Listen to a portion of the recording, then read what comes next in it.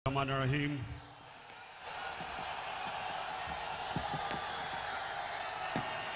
अल्लाह तेरी इबादत करते हैं,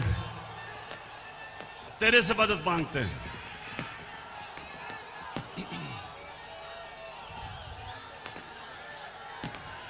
बहुत शुक्रिया, बहुत शुक्रिया, बहुत शुक्रिया। लाहौर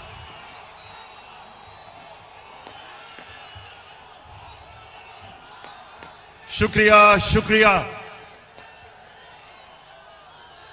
लाहौर मैं आपका जितना भी शुक्रिया अदा करूं वो कम है।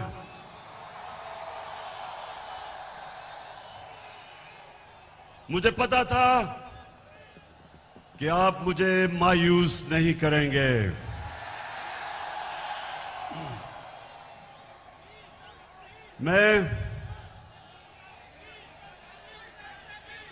मैंने कभी इतने बड़े जलसे के सामने खिताब नहीं किया। आप सबका शुक्रिया, माशाअल्लाह। अल्लाह का भी शुक्र अदा करता हूं कि उसने आपके दिल में वो शऊर डाला, आपको जगाया। ये अल्लाह का करम है, ये अल्लाह का खास करम होता है जब वो एक कौम को जगा देता है और एक इंसानों के हजूम को एक कौम बना देता है। ये अल्लाह तेरा लाख लाख शुक्र है।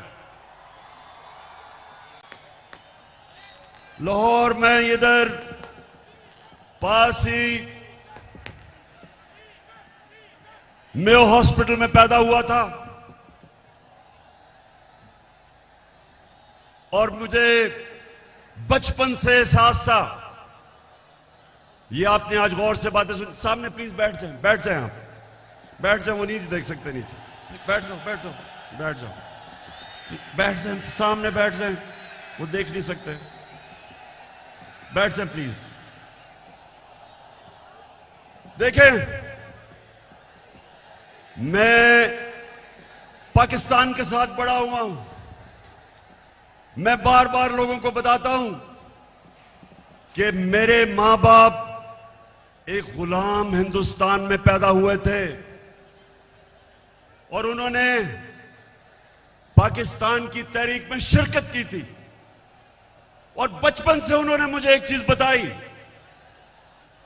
कि तुम खुशकिस्मत हो कि एक आजाद मुल्क में पैदा हुए हो। और मैंने जब क्रिकेट की ग्राउंडों के ऊपर अपने मुल्क का नाम ऊपर किया और हमारा पाकिस्तान आहिस्ता आहिस्ता आहिस्ता क्रिकेट की दुनिया में ऊपर जाना शुरू हुआ, तो हमें फख्र होता था कि हम वो पाकिस्तानी हैं जो एक आजाद पाकिस्तान को दुनिया में उठा रहे हैं। तो मेरे पाकिस्तानियों, लाहौर के लोगों, जो आप सब यहां हैं, जो बाहर हैं, वैसे मैंने कभी इतनी पब्लिक नहीं देखी। मैं फिर से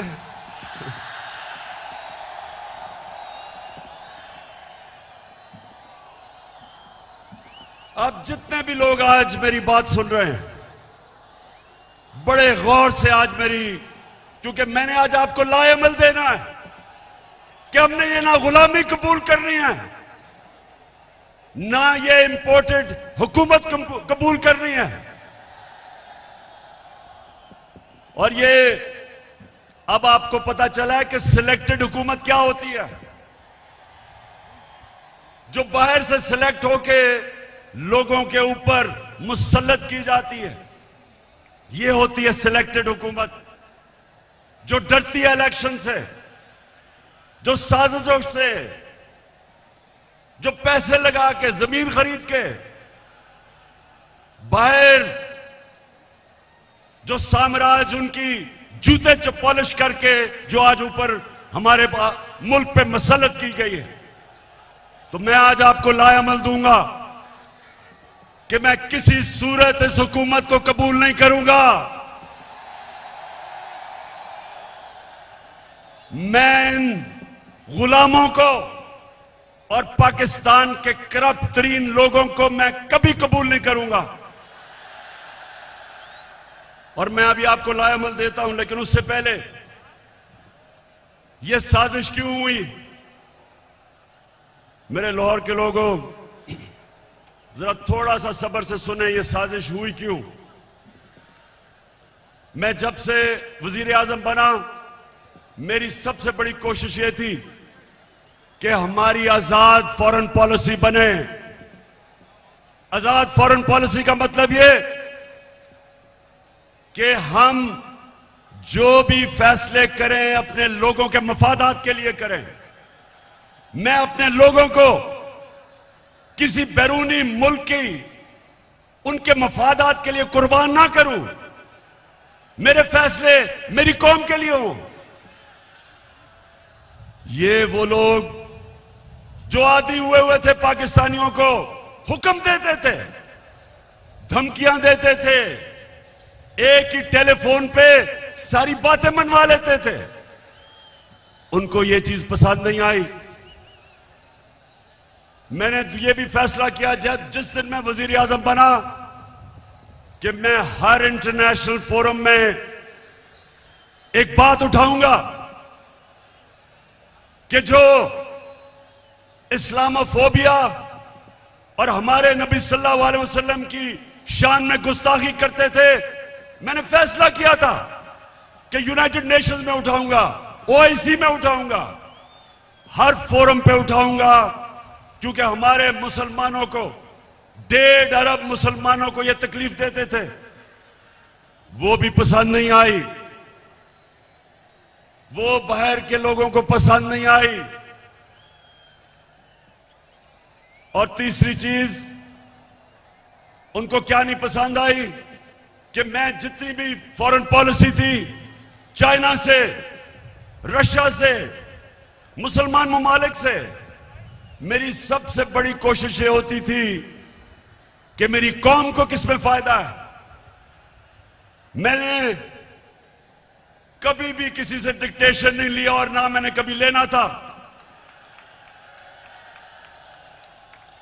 हुक्म किया कि रूस क्यों चले गए, हुक्म आया बाहर से कि आप रूस क्यों गए।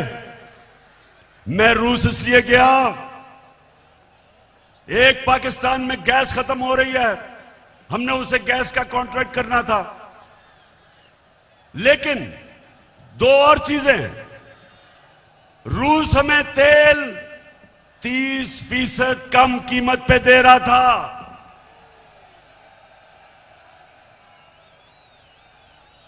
तेल 30% कम कीमत पे, इसका मतलब कि पेट्रोल और फजल रहमान को 30% कम पे हम बेच सकते थे।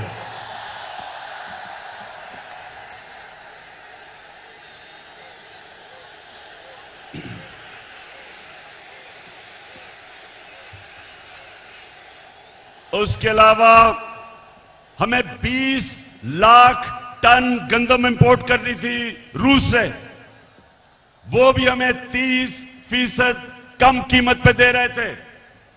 मैं इसलिए गया था कि मेरे लोगों को फायदा था, मेरी आवाम को फायदा था, मैं महंगाई कम कर सकता था। और ये देखें कि हिंदुस्तान जो अमेरिका का करीबी एलाई है, स्ट्रेटेजिक एलाई है, वो तेल मंगवा रहा है रूस से।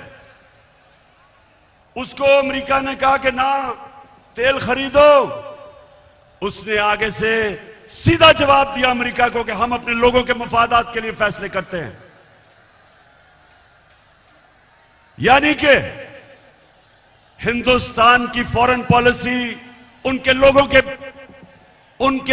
के मफादात के लिए, और हमारी फॉरेन पॉलिसी किसी और कौम की मफादात के लिए। यह भी पसंद नहीं आई बात, चाइना से ताल्लुकात वो भी पसंद नहीं आए, तो तब बाहर से साजिश होनी शुरू हुई। लेकिन ये याद रखें कि साजिश कभी मुकम्मल नहीं हो सकती जब तक अंदर मुल्क के मीर जाफर और मीर सादिक ना बैठे हों। मीर जाफर वो गद्दार था जिसने अंग्रेजों के साथ मिलकर मुसलमानों की हुकूमत, सिराजुद्दौला की हुकूमत गिराई जाती मफादात के लिए। और मीर सादिक वो था निजाम हैदराबाद के साथ मिलके, अंग्रेजों के साथ मिलके टीपू सुल्तान को इन्होंने हरवाया। यहां भी मीर सादिक और मीर जाफर बैठे हुए थे जिन्होंने बाहर की साजिश में पूरा हिस्सा लिया।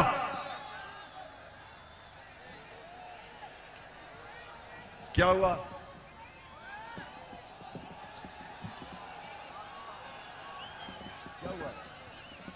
अच्छा सुना जरा, हो जाएगा ठीक। तो ये साजिश बाहर से हुई, अंदर मीर जाफर और मीर सादिक बैठे थे, अंदर थ्री स्टूजेस बैठे हुए थे, इन्होंने इनके साथ मिले। और भी इसके अंदर लोग मुलव्वस थे। और तारीख इन सारों को किसी को माफ नहीं करेगी जिन्होंने मिलके एक हुकूमत को कब गिराया। मेरे पाकिस्तानियों ये सुने, हमारी हुकूमत को तब गिराया जब हमारी हुकूमत की, और मैं चैलेंज करता हूं, सबसे बेहतरीन पाकिस्तान की परफॉर्मेंस तहरीक इंसाफ की हुकूमत की थी। हमारी इकोनॉमी सही तरफ जा रही थी, 5.6% पे हमारी इकोनॉमी बढ़ रही थी। ना नून लीग ने इसका कभी मुकाबला किया, ना पीपल्स पार्टी ने किया। हमारी एक्सपोर्ट्स रिकॉर्ड पे थी। कभी पाकिस्तान की तारीख में 32 अरब डॉलर की एक्सपोर्ट्स नहीं हुई। कभी पाकिस्तान में इतने बाहर से डॉलर्स नहीं आए। 31 अरब डॉलर रेमिटेंसेस बैरून मुल्क पाकिस्तानियों ने हमें भेजी। 31 अरब डॉलर। हम जब हुकूमत में आए थे 19 अरब डॉलर थी। और पाकिस्तान की तारीख में सबसे ज्यादा पैसा हमने इकट्ठा किया टैक्स में, 6000 अरब डॉलर से ऊपर। यह भी पाकिस्तान की तारीख का रिकॉर्ड था। हमने सबसे सारे बर्रे सगीर में जिस मुल्क में सबसे कम बेरोजगारी थी वो पाकिस्तान था। सबको पीछे छोड़ गए हम। और ये कब? जब कोरोना वायरस ने दुनिया में तबाही मचाई हुई थी। पाकिस्तान वो मुल्क है जिसकी दुनिया ने मिसाल दी कि उस मुल्क जिसने सबसे बेहतर कोरोना वायरस को हैंडल किया, अपने लोग भी बचाए, अपने गरीब भी बचाए, अपनी इकोनॉमी भी बचाई।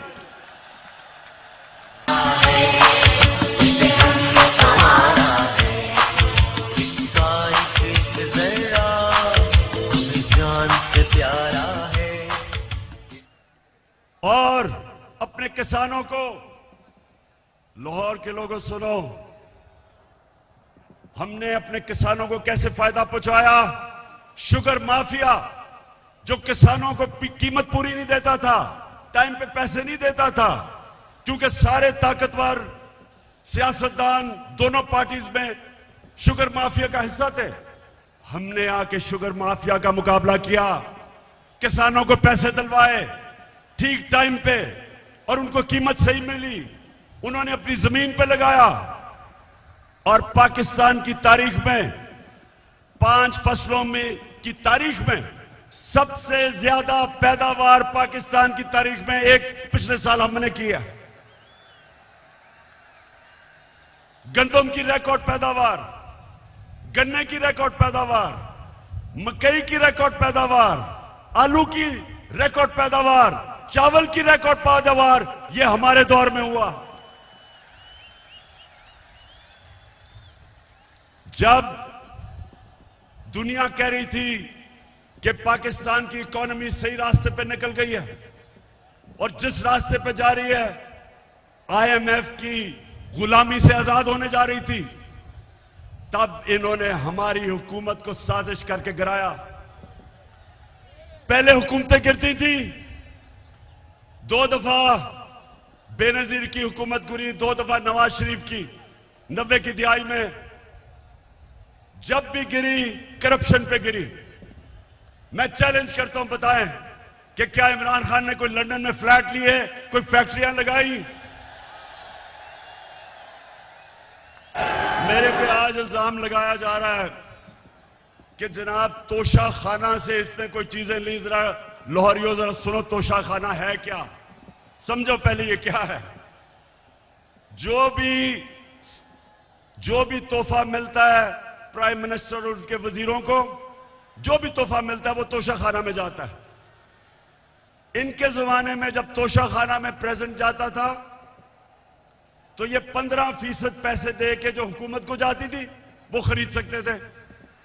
हम आए, हमने 50% रखा, 50% हुकूमत को जाता था और जो भी हम खरीदना चाहे हम खरीद सकते थे। जो भी मैंने खरीदी सब रिकॉर्ड के ऊपर है, सब कानून के अंदर है।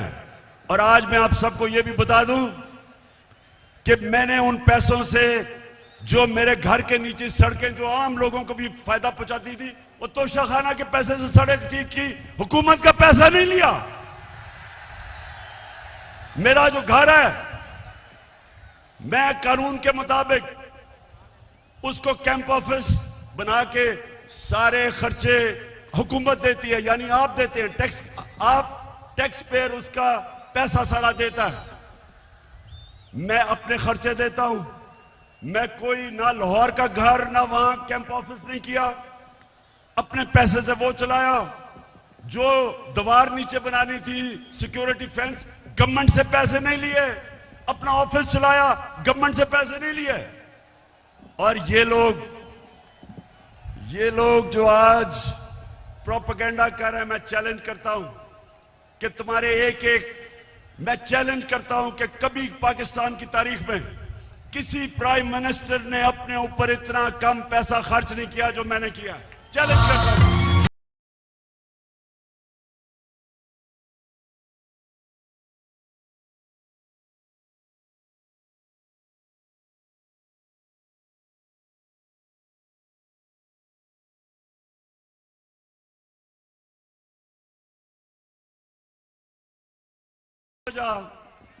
कि बाहर से साजिश हुई। अब ये जरा गौर से सुनना है आपने, क्योंकि मैं चाहता हूं इसके बाद जो मैं आपको लाएमल दूंगा वो बड़ा जरूरी है कि पहले आप समझ जाएं कि ये हुआ क्या, ये क्या कितनी बड़ी साजिश इस मुल्क के खिलाफ की गई है। एक और हमारे साम्राज्य जो बाहर बैठे हुए हैं, एक और मसला क्या था कि मैं पहले दिन से, जिस दिन जनरल मुशर्रफ घुटने टेक गया एक टेलीफोन कॉल की अमेरिका से और उनकी जंग में लेके गया, मैं पहले दिन से इसके खिलाफ था। हर फोरम पे मैंने कहा कि ये हमारी जंग नहीं है। हर जगह मैं कहता गया कि पाकिस्तानियों को कुर्बान कर रहे हो किसी और की जंग में। और मैंने यह भी कहा कि अफगानिस्तान में कोई मिलिट्री सोल्यूशन नहीं है, बातचीत से मसला हल होगा। मुझे बुरा भला कहा गया, तालिबान खान कहा गया, मुझे कहा मैं दहशतगर्दों के साथ हूं, मेरी पूरी कैरेक्टर असैसिनेशन हुई। लेकिन मैं क्यों कह रहा था कि हमारी जंग नहीं है? क्योंकि मेरे पाकिस्तानियों, फॉरेन पॉलिसी बनती है, बार बार अपने ज़हन में डाल लो, अपने लोगों के फायदे के लिए। कौन से मुल्क अपने आप को किसी और मुल्क के लिए कुर्बान करता है? 80,000 हमारे लोग शहीद हुए, 6,500 हमारे फौज के नौजवान शहीद हुए, हमारा कबायली इलाका उजड़ गया, 100 अरब से डॉलर से ज्यादा मुल्क को नुकसान हुआ। कभी कोई कमीशन बैठी, कभी किसी ने यह सोचा कि ये किसने हमें इस जंग में लेके गया ताकि आगे से हम इस तरह की हिमाकत ना करें। तो जब मेरे से इंटरव्यूअर ने पूछा क्या आप अमेरिका को बेस देंगे, क्या कहा मैंने? और क्या आप मेरे से कोई और उम्मीद रखते थे? एब्सोल्युटली नॉट के अलावा कोई उम्मीद रखते थे? क्योंकि मेरा जीना मरना पाकिस्तान में है। ये मेरा मुल्क है, ये मेरे लोग हैं। मैं क्यों अमेरिका के लिए अपने लोगों को कुर्बान करूं? तो ये भी उनको तकलीफ थी। उनको चाहिए थे चेरी ब्लॉसम बूट पॉलिश करने वाले, जो कहता कि बेगर्स आर नॉट चूजर्स, यानी कि क्योंकि हम मकरूज हैं, हम गुलाम हैं, हम आपके जूते पॉलिश करेंगे।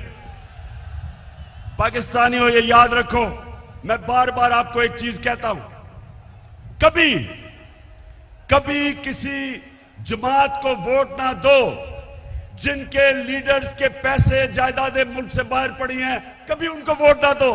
ठीक करेगा सब कप्तान, नया बनेगा पाकिस्तान, नया बनेगा पाकिस्तान, नया बनेगा पाकिस्तान, डट के खड़ा है अब इमरान, नया बनेगा पाकिस्तान, डट के खड़ा है अब इमरान, ठीक करेगा सब कप्तान। क्योंकि जिधर इनके पैसे बाहर पड़े हैं, इनकी जायदादें बाहर पड़ी हैं, इनकी प्रॉपर्टीज बाहर हैं, इनके ऑफशोर अकाउंट्स बाहर हैं, ये याद रखें, ये कभी साम्राज्य का प्रेशर बर्दाश्त नहीं कर सकते। ये वो करेंगे जो उनको हुक्म मिलेगा। उनको इस तरह के करप्ट गुलाम पसंद इसलिए हैं कि ये हमेशा उनके सामने झुके रहेंगे। 400 ड्रोन अटैक हुए पाकिस्तान में। पाकिस्तानियों, 400 ड्रोन अटैक हुए यहां। कोई दुनिया में मिसाल ही नहीं कि जिस मुल्क के लिए आप जंग लड़ रहे हैं वो आपके ऊपर ही बमबारी कर रहा है, इसकी कोई मिसाल नहीं मिलती। 400 ड्रोन अटैक हुए पाकिस्तान में। एक दफा कभी नवाज शरीफ के मुंह से एक दफा निकला कि ये आप बड़ा गलत कर रहे हैं, ये सारे ह्यूमैनिटेरियन लॉज के खिलाफ है, ये कानून के खिलाफ है कि जज, जूरी, एग्जीक्यूशनर 4000 मील दूर बैठ के एक बटन दबाता है और लोग मर जाते हैं, नीचे बम फट जाते हैं। ये 400 ड्रोन अटैक्स हुए पाकिस्तान में। एक लफ्ज इनके मुंह से नहीं निकला। मैं निकला सड़कों पे, मैंने धरने किए ड्रोन्स के खिलाफ, मैंने हर जगह अपनी आवाज बुलंद की, लेकिन इनके मुंह से एक लफ्ज नहीं निकला, क्योंकि ये अपने पैसे के गुलाम हैं और पैसे बाहर पड़े हुए हैं इनके। और मेरे पाकिस्तानियों, जो मुझे सबसे ज्यादा तकलीफ है, आप में अभी हौसला है ना, मैंने आपसे बड़ी जरूरी बातें करनी है।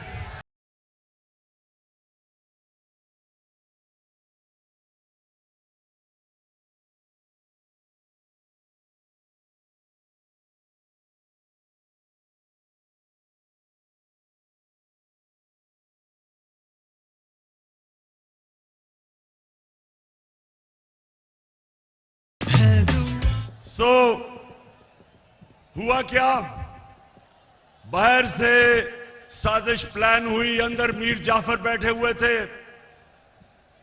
हमें एक मुरासला आता है, हमारे एम्बेसडर से मीटिंग होती है एक अमेरिकी ऑफिशियल की, और उधर वो उसको क्या कहता है, ये जरा सुने, तकब्बर सुने जरा, उसका तकब्बर।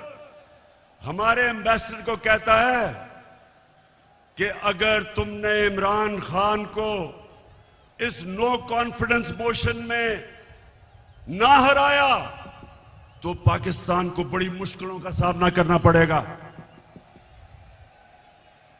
तकब्बर सुने, 22 करोड़ हमारी आवाम, दुनिया का 5वां 6वां बड़ा मुल्क, और एक ऑफिशियल हमारे एम्बेसडर को कह रहा है कि अगर तुमने इमरान खान को, ये जो उसके खिलाफ नो कॉन्फिडेंस मोशन आ रहा है, अभी आया नहीं था, उसको पहले ही पता था, कहता कि अगर ये आपने इसको ये अगर कामयाब ना हुआ इसके खिलाफ तो पाकिस्तान को बड़ी मुश्किलों का सामना करना पड़ेगा।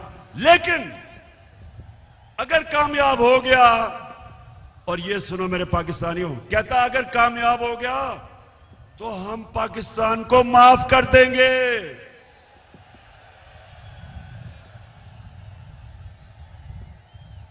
हमने क्या जुर्म किया कि वो हमें माफ कर देगा?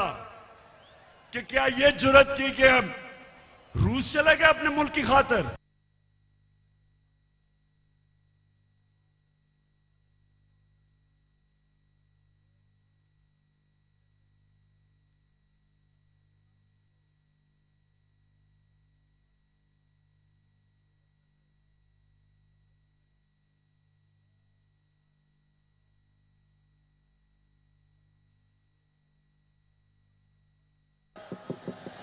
बस 20 लोगों को वहां सिंध हाउस में जाना शुरू हो जाते हैं, उनकी बोली लग जाती है, 20-20 करोड़ में उनके जमीर बिकने शुरू हो जाते हैं।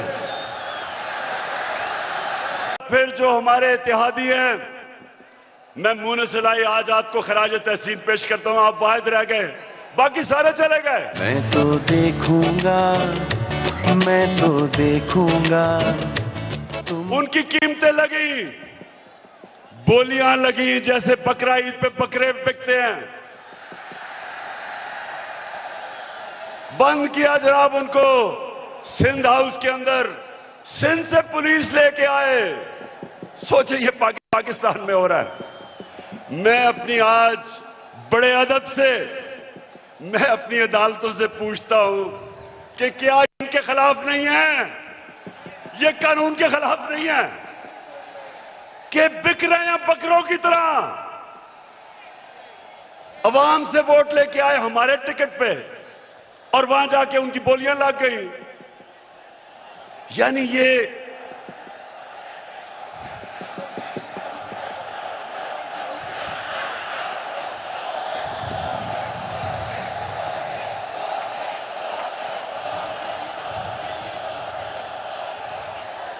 वैसे देखो मेरे पाकिस्तानियों, एक आप सब ने वादा करना है, वोट हमें दे या ना दे, मैं आप सारे पाकिस्तानियों से बात कर रहा हूं, लेकिन खुदा के वास्ते कभी इन लोटों को सारी जिंदगी वोट नहीं देना आपने।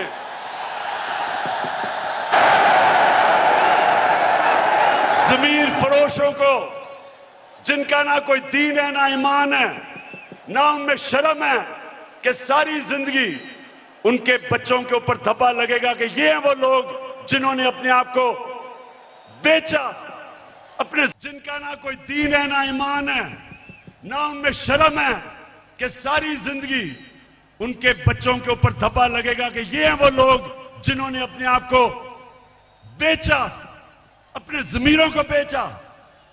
सारी जिंदगी के लिए इनके ऊपर एक मोहर लगे कि कभी ये सियासत के पास ना आए।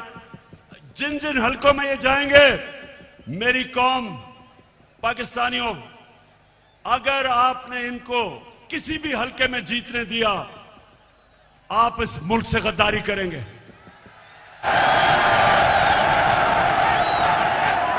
और फिर जो होता है वो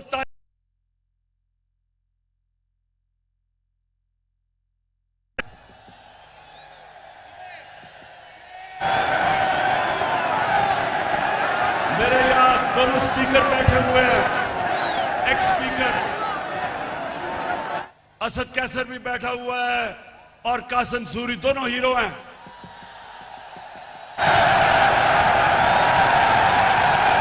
हम सारा वक्त, हमारे आइन में ट्राइकोटमी ऑफ पावर की बात थी, हमारे आइन में यह था कि सुप्रीमेसी ऑफ पार्लियामेंट, लेकिन ये सब हमने अपनी आंखों के सामने, हमने सब ये इसको जाते देखा और हमने फिर ये देखा। और ये सबसे तकलीफदेह चीज है पाकिस्तानियों, जरा मेरी ये बात सुननी है, सबसे तकलीफदेह चीज क्या है कि इस मुल्क के सबसे बड़े डाकू 30 साल से जो इस मुल्क को लूट रहे थे, जिनके ऊपर करप्शन के केसेस थे, जो जमानत पे थे, उनको इस कौम के ऊपर मुसल्लत किया गया।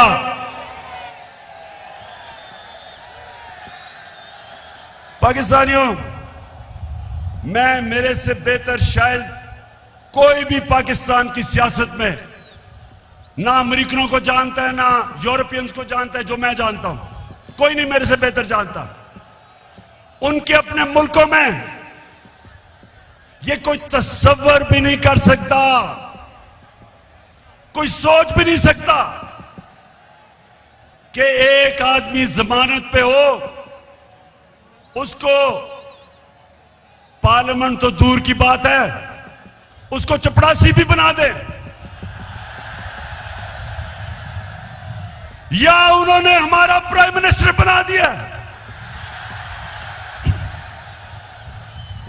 और उसके बेटे को, जो सारा लाहौर जानता है कि हर एक एक चीज के ऊपर रिश्वत लेता था, उसको चीफ मिनिस्टर का कैंडिडेट बना दिया। मैं ये सोचता हूं, आज मेरे पाकिस्तानियों सुनो जरा, मैं ये सोचता हूं क्योंकि मैं उन माशरों को बड़ी अच्छी तरह जानता हूं कि वो हमें कितनी हकारत से देखते हैं, हमें वो क्या समझते हैं कि चोरों के हमारे ऊपर मुसल्लत कर दिया। खुद सोचो, 20 साल ये जो आज बैठे हुए हैं, ये एक दूसरे को चोर कहते रहे हैं। क्या ये चेरी ब्लॉसम ने नहीं कहा था कि मैं आसिफ जरदारी का पेट फाड़ के पैसा निकालूंगा? ये क्या लोगों को बेवकूफ समझते हैं? क्या नवाज शरीफ ने 2 दफा आसिफ जरदारी को जेल में करप्शन पे नहीं डाला था?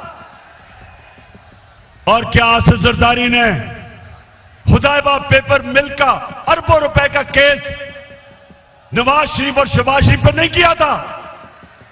और क्या ये दोनों मिलके फजल रहमान को डीजल नहीं कहते थे?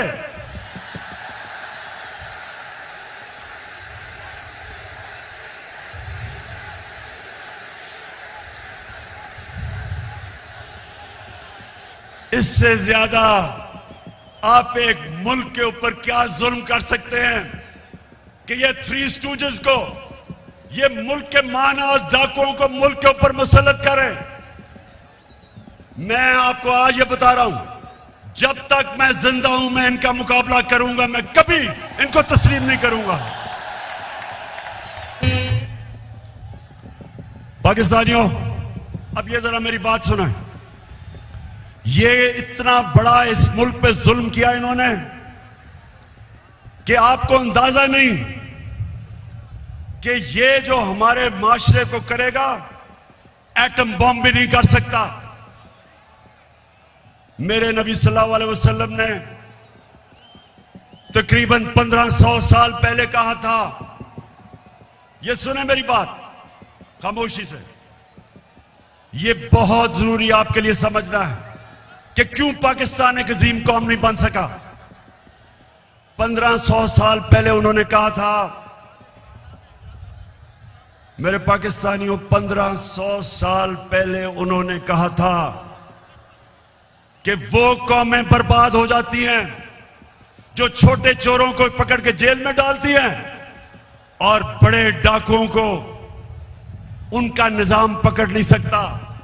ये है आपके सामने। अब इससे बड़ी मिसाल क्या है कि 40 अरब रुपया शहबाज शरीफ और उसके बेटों के ऊपर 40 अरब रुपए के एफआईए में और नैब में केसेस हैं।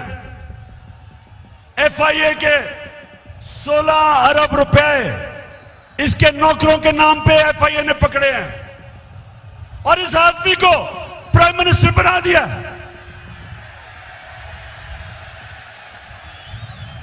मैं आज सारी दुनिया से पूछता हूं, अपनी सारी कौम से पूछता हूं कि मुझे यह बताएं आप कि वो जो एफआईए के, और मैं उनको खराज तहसीन पेश करता हूं एफआईए के ऑफिसर्स को जिन्होंने इसके केस निकाले और पकड़े। जब इसका बेटा सलमान शहबाज बाहर भाग गया, जब उसे पता कि एफआईआर पकड़ने लगी है, उससे पहले दमाद इनकी अपनी हुकूमत में, जब नून लीग की हुकूमत थी, इसका शहबाज शरीफ का दमाद बाहर भागा करप्शन के केसेस से डर के।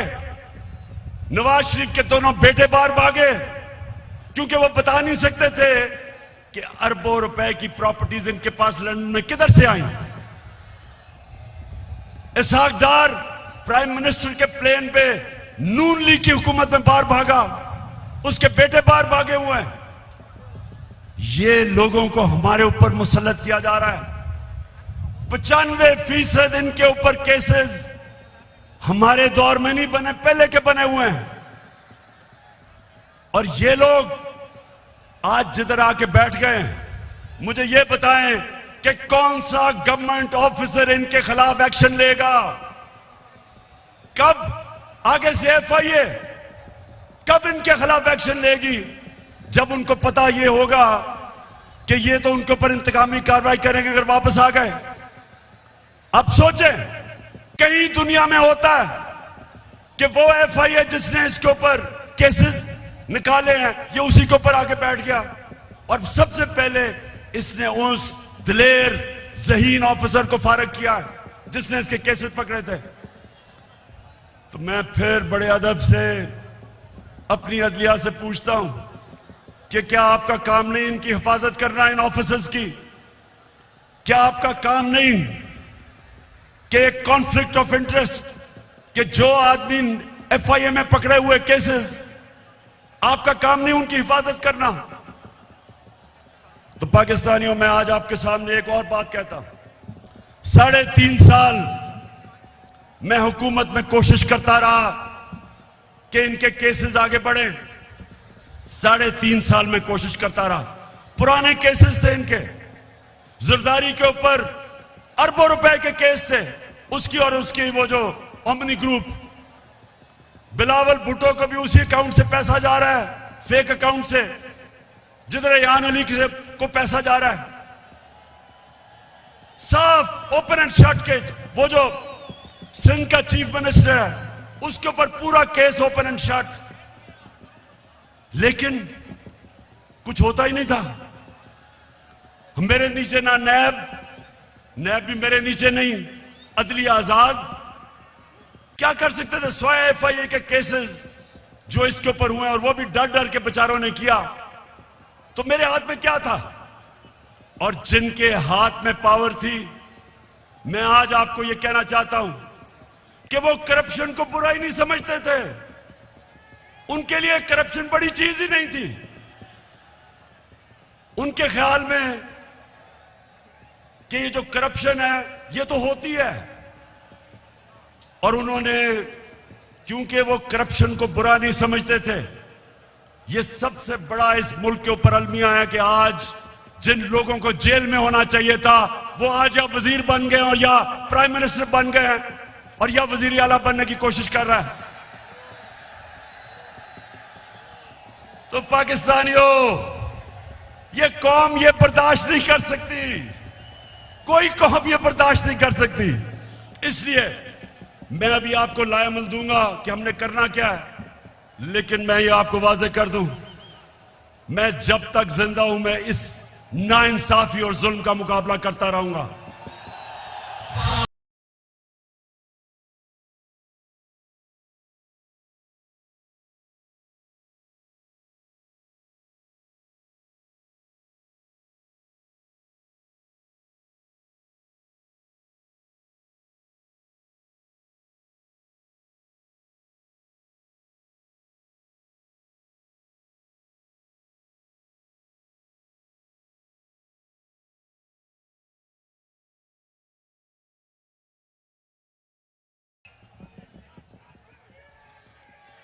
पाकिस्तानियों, लाहौर के मेरे बाशऊर शहरियों,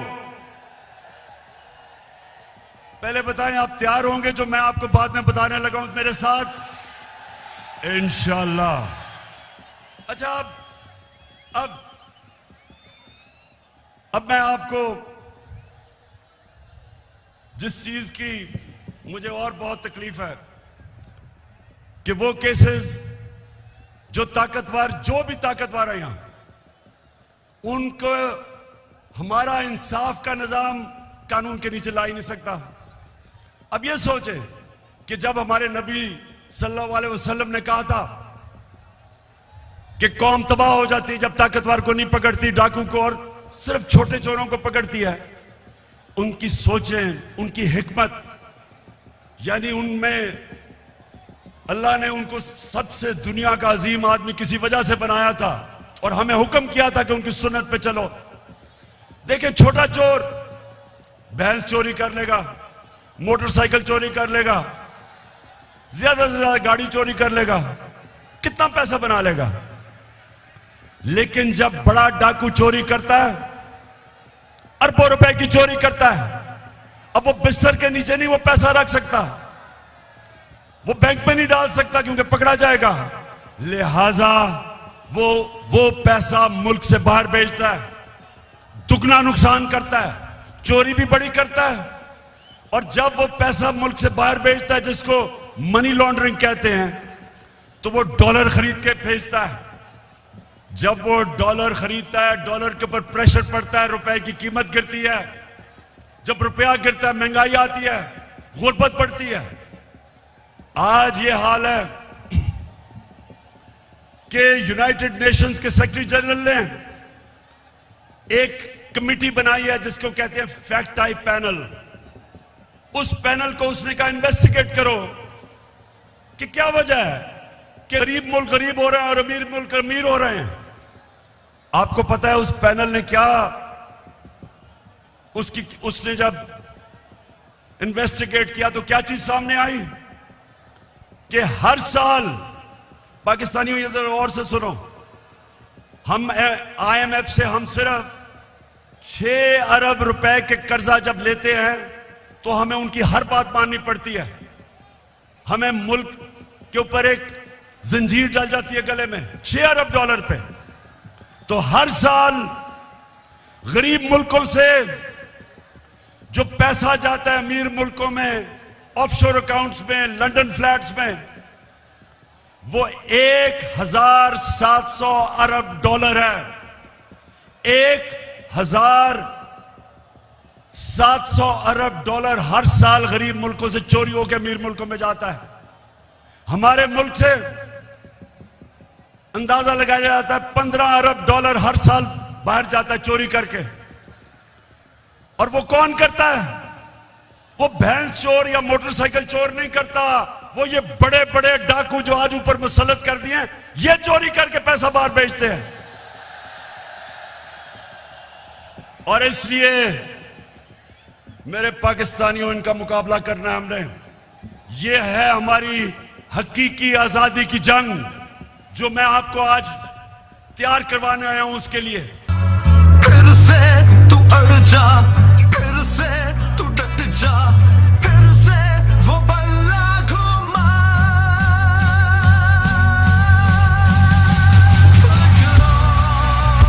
कदम बढ़ा, फिर से वो लम्हा दोहरा जब जीत के आया था। फिर से वतन को जिता, कदम बढ़ा, फिर से वो ये मैंने सुना है कि ये मीर जाफर की हुकूमत ने फैसला किया है कि कमीशन बनाएंगे उमर आसरे के ऊपर। शहबाज शरीफ, तुम और तुम्हारी फैमिली से ज्यादा झूठे लोग दुनिया में आए नहीं हैं। तुम्हारे से ज्यादा करप्ट लोग इस दुनिया में नहीं आए।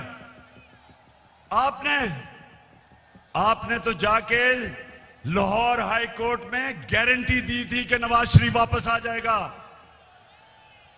नवाज शरीफ ने नेशनल असेंबली में खड़े होकर कहा, जब पैनामा में ये पकड़े गए, पैनामा में क्या हुआ था?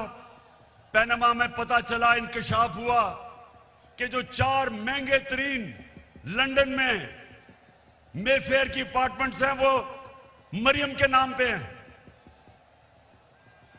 तो जब पैनामा में यह इंकशाफ हुआ तो नवाज शरीफ ने असेंबली में जाके कहा कि ये हैं वो दस्तावेज जो साबित करते हैं कि ये लीगल खरीदे गए हैं। वो सारे दस्तावेज जाली निकले। फिर सुप्रीम कोर्ट में कहा कहता कतरी खत आ गया, वो कतरी खत कहता है कि हमने कैसे अपार्टमेंट लिए, वो भी जाली निकला। फिर मरियम ने सुप्रीम कोर्ट में कहा, एक ट्रस्ट डीड उसने दिखाई। अब ट्रस्ट डीड क्या कहती है? उन्होंने कहा जी ये मेरे भाइयों के मेरे बीच में ये ट्रस्ट डीड थी। पता चला कि वो जिस कैलिबरी फॉन्ट से लिखी गई थी वो उस 2006 में आई नहीं थी। नकल में भी अकल चाहिए। और फिर इनके लाहौर में जो इन्होंने लूट मार की एलडीए में, हर थोड़ी देर के बाद आग लगती है और उनके रिकॉर्ड जल जाते हैं। तो तुम्हारा ख्याल है शहबाज शरीफ कि हम तुम्हारी कोई कमीशन मानेंगे? हम सिर्फ एक कमीशन मानेंगे, सुप्रीम कोर्ट के अंदर ओपन हेयरिंग हो, जिस तरह धांधली के ऊपर कमीशन बनी थी, ओपन हेयरिंग हो, मीडिया के सामने हो, ताकि सबको पता हो कि कितनी बड़ी साजिश हुई है पाकिस्तान से। और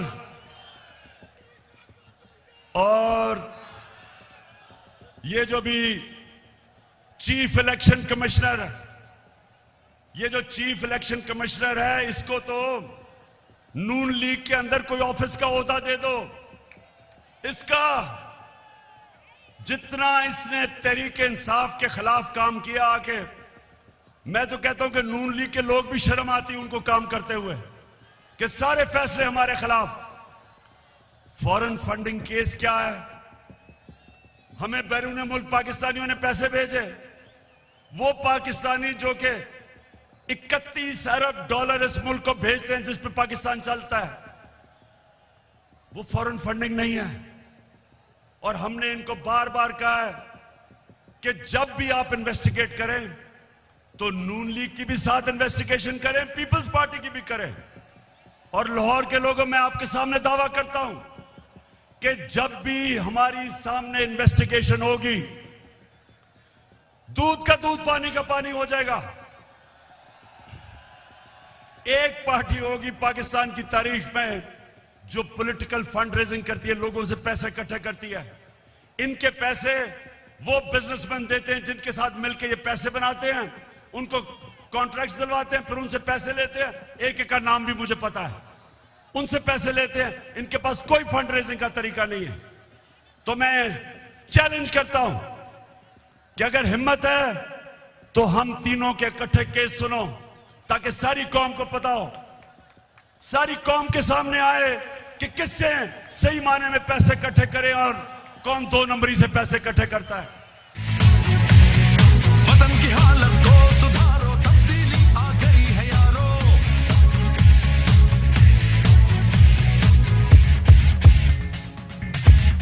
तब्दीली आ नहीं रही, तब्दीली आ गई।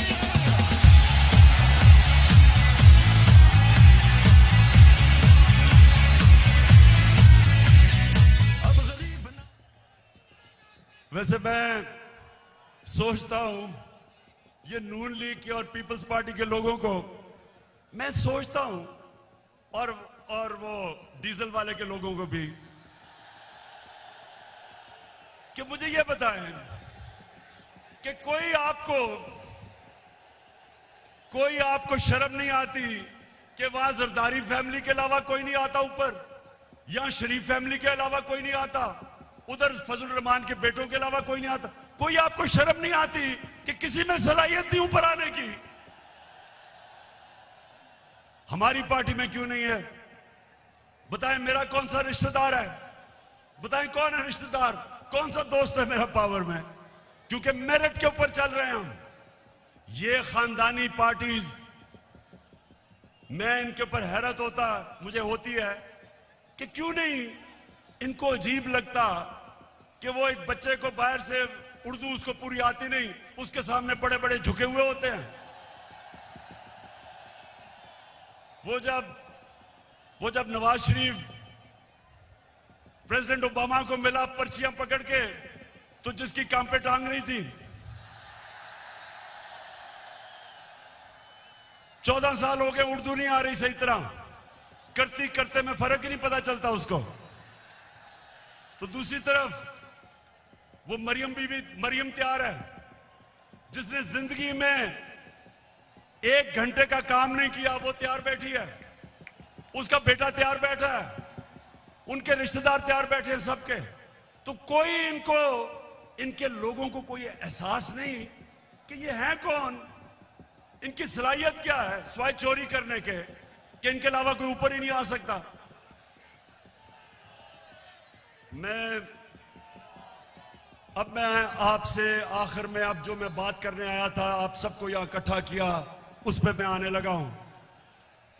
तो मैं सबसे पहले पाकिस्तानियों, अब आपने थोड़ी सी जरा तहम्मुल से मेरी बात सुननी है, क्योंकि इसके लिए मैंने आज आपको बुलाया है। देखिए पाकिस्तानियों, आज वो दिन है, 84 साल पहले इल्लामा इकबाल इस दुनिया से गए थे। सामने उनका मजार है, और वो एक ऐसा इंसान था, शायद ही कोई ऐसा ज़हन 500 साल में मुसलमान दुनिया में आया हो। और इल्लामा इकबाल की जो पूरी कोशिश थी कि एक गुलाम कौम को उठाए, जिंदा करे गुलाम कौम को, उनकी इतनी शायरी है। लेकिन जो मुझे सबसे ज्यादा पसंद है, और आज जो मैं एक फिक्रा कहना चाहता हूं, कि उस रिस्क से मौत अच्छी है जिस रिस्क से परवाज में आती है कोताही।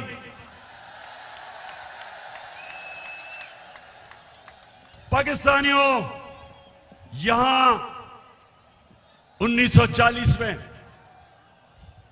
जब कायद आजम ने पाकिस्तान की रेजोल्यूशन करारदाद पाकिस्तान पास की थी, तो वो क्यों एक इतनी बड़ी ख्वाब उन्होंने यह अनाउंस की थी कि हिंदुस्तान के मुसलमानों ने फैसला किया कि हम एक आजाद मुल्क में रहना चाहते हैं। ये पाकिस्तान सिर्फ इस खित्ते के मुसलमानों के लिए नहीं था, जो हिंदुस्तान में मुसलमान जो नहीं पाकिस्तान आ सके, उन्होंने भी वोट दी पाकिस्तान के लिए, क्योंकि पाकिस्तानियों बड़ी ख्वाब का नाम था पाकिस्तान। और पाकिस्तान का जो नारा था, पाकिस्तान का मतलब क्या, मैं ये चाहता हूं आज कि पहले आप ला इलाहा इल्लल्लाह का मतलब सही माने में समझ लें। ला इलाहा इल्लल्लाह का मतलब यह है कि वो एक इंसान को आजाद कर देता है, एक छोटे इंसान को एक अजीम इंसान बना देता है। मौलाना रूमी ने कहा कि अल्लाह ने जब तुम्हें पर दिए, क्यों चूंटियों की तरह जमीन में रेंग रहे हो? क्योंकि ला इलाहा इल्लल्लाह इंसान को पर देता है। जब इल्लामा इकबाल कहता है कि परवाज में कुताही ना आए, तो कुताही तब आती है जब इंसान गुलामी करता है। कभी गुलाम बड़े काम नहीं कर सकता, सिर्फ एक आजाद इंसान बड़े काम कर सकता है। और मैंने रहमतुल लिल आलमीन अथॉरिटी इसलिए बनाई क्योंकि मुझे एहसास हुआ कि हमारे बच्चों को, हमारे नौजवानों को सीरत नबी का तो पता ही नहीं है। हमारे नबी सल्लल्लाहु अलैहि वसल्लम ने, ये जरा लाहौर के लोगों तहम्मुल से सुनो मेरी बात, उन्होंने मदीना में इंसानों को पर लगा दिए। वो अरब जिनकी कोई हैसियत नहीं थी, दो सुपर पावर थी दोनों तरफ, पर्शियन और रोमन एम्पायर, बेजेंटाइन एम्पायर, बीच में वो अरब जिनकी कोई हैसियत नहीं थी। मैंने इसलिए अपने बच्चों को फैसला किया कि हम सीरत नबी पढ़ाएं अपने नौजवानों को, ताकि आपको पता तो चले कि क्यों अल्लाह ने हमें हुक्म दिया है कि नबी के रास्ते पे चलो, क्योंकि उससे अजीम इंसान कभी आया ही नहीं, ना आ सकता है। उन्होंने उन लोगों को जो बटे हुए थे कबीलों के अंदर, उनको सबको इकट्ठा किया एक नजरिए के ऊपर। ला इलाहा इल्लल्लाह का मतलब उनके दिलों में गया, उनकी जंजीरें टूटी, जंजीरें जो इंसान को जमीन पे रखती हैं। इकबाल के शाहीन बने वो, दुनिया की उन्होंने इमामत की, और ये दुनिया की तारीख का हिस्सा है, ये सारी दुनिया की तारीख का हिस्सा है जिसका हमें पता ही नहीं है कि उन्होंने क्या किया था, जो इंसानों की जंजीरें तोड़ के उन सबको दुनिया की लीडर्स बना दिया। तो पाकिस्तानियों, इसलिए मैं आज आपके पास आया हूं कि ये जो कहता है कि बेगर्स आर नॉट, कि हम जनाब मकरूज हैं इसलिए गुलाम हैं।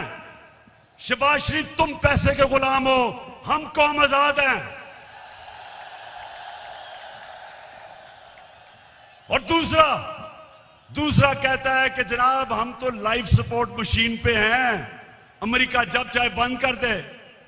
शर्म करो, शर्म करो कि 22 करोड़ लोगों को तुमने गुलाम बना के रख दिया, क्योंकि तुम खुद गुलाम हो, तुम्हारे पैसे बाहर पड़े हैं, अपने पैसों की पूजा करने वाले तुमने। हम जो एक बड़ी अजीम ख्वाब पाकिस्तान जो बनना था, आपने हमें चूंटियों की तरह जमीन पे रखा हुआ है। मैं आज आपको आजाद करने आया हूं, मैं आप आज से अहद लेने आया हूं कि हमने इकबाल का शाहीन बनना है। हमने किसी सूरत किसी के सामने झुकना नहीं है। हमने 22 करोड़ की एक ऐसी कौम बनना है, वो कौम बनना है। और मेरा लीडर कायदे आजम था, जो एक गुलाम हिंदुस्तान में भी आजाद आदमी था। तो पाकिस्तानियों, मैं चाहता हूं कि आप अपना मुकाम समझें। कुरान में अल्लाह कहता है कि मैंने इंसान को अशरफुल मखलूकात बनाया, सबसे अजीम मखलूक। फरिश्तों को कहा कि इंसान के सामने झुको। शैतान को उन्होंने जन्नत से निकाला एक वजह से, इबादत तो वो सबसे ज्यादा करता था अल्लाह की, क्योंकि उसमें तकब्बर था, कहता मैं इंसान के सामने नहीं झुकता। और अल्लाह ने उसे कहा कि तुम्हें भी अंदाजा नहीं कि मैंने इसको क्या सलाहियतें दी हैं। और कुरान में फिर ये भी है, जब इंसान ऊपर जाता है तो फरिश्तों के उससे ऊपर चला जाता है, लेकिन जब वो गिरता है जानवरों से नीचे गिर जाता है। हमारे ऊपर है, हम ऊपर जाना चाहते हैं या जमीन पर रेंगना चाहते हैं। पाकिस्तानियों, आप एक दफा फैसला कर लें। जब आप फैसला करेंगे कि हम किसी सूरत स्वाय अल्लाह के किसी के सामने नहीं झुकेंगे, आपकी परवाज ऊपर चली जाएगी। जिस दिन ला इलाहा इल्लल्लाह का मतलब आप समझ गए, आपकी जंजीरें टूट जाएंगी। ये जो गुलामी की जंजीरों में हमें डालना चाहते हैं, टूट जाएंगी। अब सब उठ जाएंगे। 22 करोड़ लोग हैं, बाहर पाकिस्तानी बैठे हैं, हर किस्म की सलाहियत रखते हैं, लेकिन ये चोर और डाकू, पैसे के गुलाम, अगर ये आपके ऊपर बैठे रहे, ये मुल्क कभी आगे नहीं बढ़ेगा बल्कि नीचे जाएगा। हमारी कभी फॉरेन पॉलिसी आजाद नहीं हुई।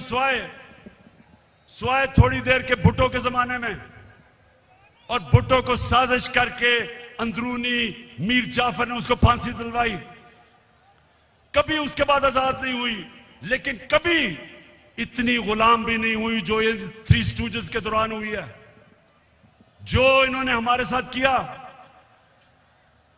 जिस तरह इन्होंने हमें गुलामी करवाई, इसकी कोई मिसाल नहीं है। रमजी यूसुफ को पकड़ा दिया अमेरिकनों को, हमारे कानून के बरखिलाफ। एमएल कांसी को पकड़ा दिया, हमारी अदालतों को पूछे बगैर। एमएल कांसी के वकील ने अमेरिका की अदालत में क्या कहा, जब उन्होंने पूछा जज ने कि क्यों पाकिस्तान के कानून के बगैर आप उसको उठा के ले गए, तो उसका वकील कहता कि पाकिस्तानी अपनी वालदा को बेच देंगे डॉलरों के पीछे। और वो किसका दौर था? नवाज शरीफ का दौर था।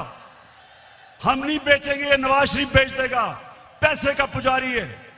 फिर जनरल मुशर्रफ का दौर आया, 9/11 के बाद इसने पकड़ पकड़ के पाकिस्तानियों को ग्वांटानामो बे में दे दिए।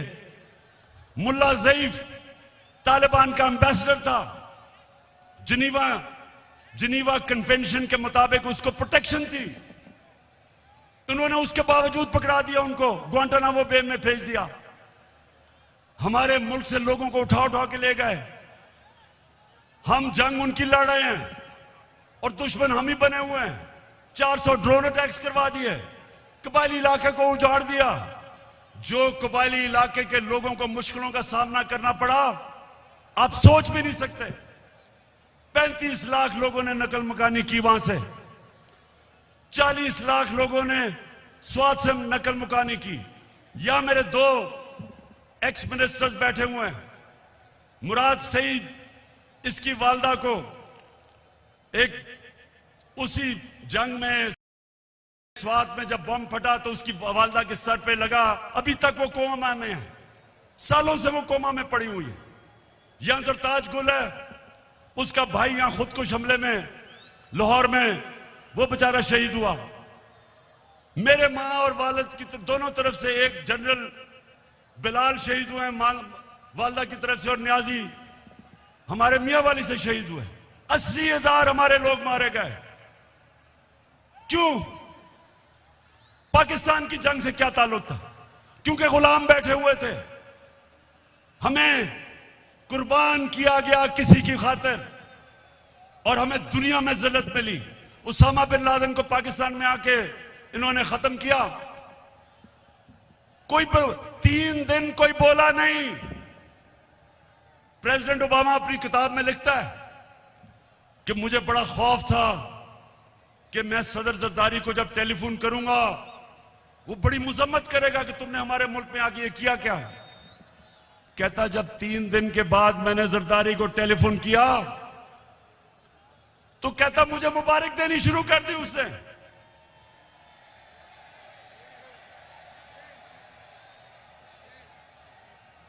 किसी के मुल्क में आके जो आपकी जंग लड़ रहा है, उसी मुल्क में आके आप किसी को मार दें और आपको बताएं भी ना, और वो सारी लीडरशिप हमारी पैरों में पड़ी हुई थी।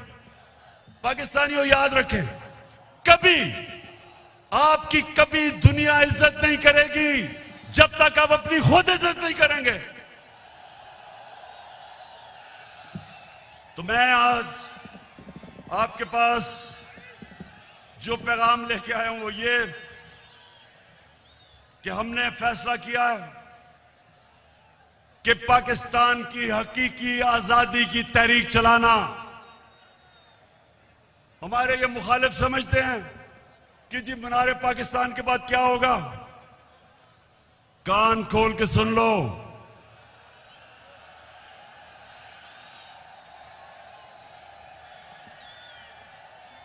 कान खोल के सुन लो कि असल पार्टी तो अब शुरू हुई है। सारे पाकिस्तान, ये मैं तहरीक इंसाफ को कॉल नहीं दे रहा, मैं अपने सारे पाकिस्तानियों को कॉल दे रहा हूं, बल्कि मैं नून लीग और पीपल्स पार्टी के लोगों को जो इस मुल्क में आजादी चाहते हैं, जिनको पता नहीं कि कितनी बड़ी साजिश हुई है, मैं उनको भी आज पैगाम दे रहा हूं कि आपने सबने तैयारी करनी है। गली गली, मोहल्ले मोहल्ले, शहरों में, गांव में आपने सबने तैयारी करनी है, आज से शुरू करनी है। आपने मेरी कॉल की इंतजार करनी है जब मैं आप सबको इस्लामाबाद बुलाऊंगा।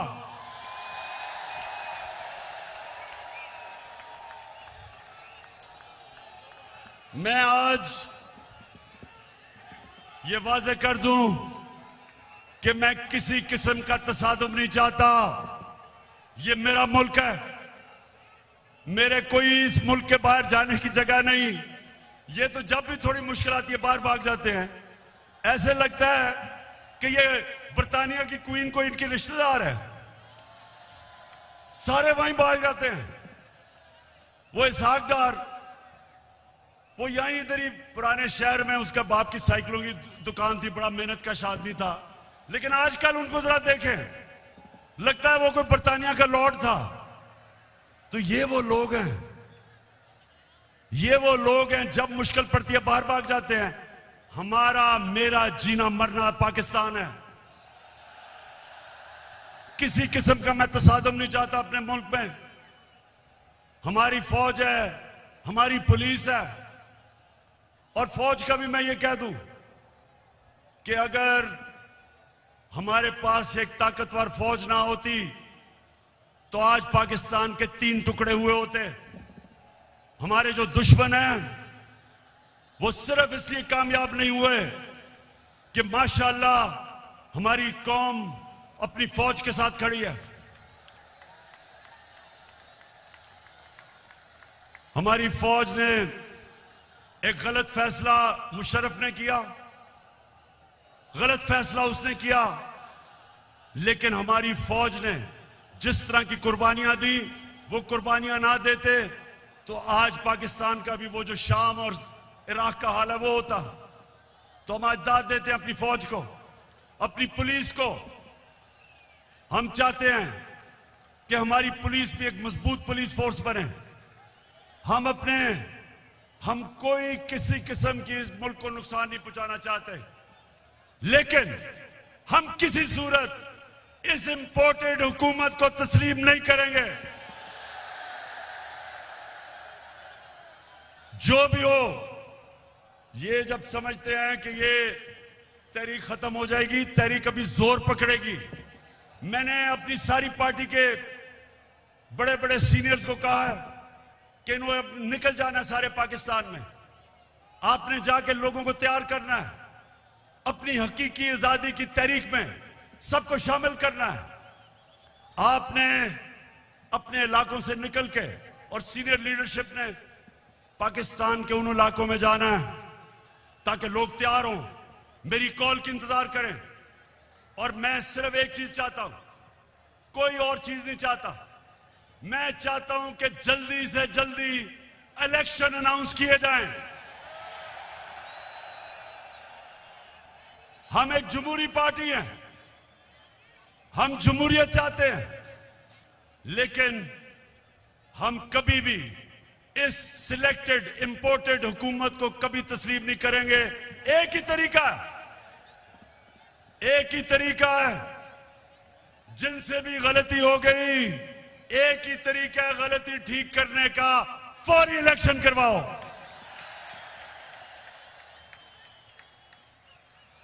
27वीं तारीख को मैं चाहता हूं मेरे पाकिस्तानियों, 27वीं तारीख को शबे दुआ की रात हम बनाएं, अल्लाह से दुआ करें कि हमारी हकीकी आजादी की तहरीक को कामयाब करे अल्लाह। और मैं सबसे अब आखिर में ये अहद लेना चाहता हूं, आपने आज हाथ खड़ा करके मेरे साथ एक अहद करना है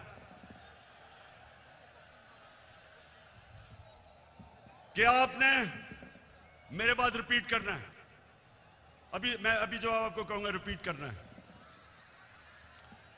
क्या हम सब आज अहद करते हैं कि हम अपने मुल्क की हकीकी आजादी और जमहूरियत के लिए हर वक्त जद्दोजहद करेंगे, तब तक जद्दोजहद करेंगे जब तक इलेक्शन अनाउंस नहीं होते। पाकिस्तान जिंदाबाद।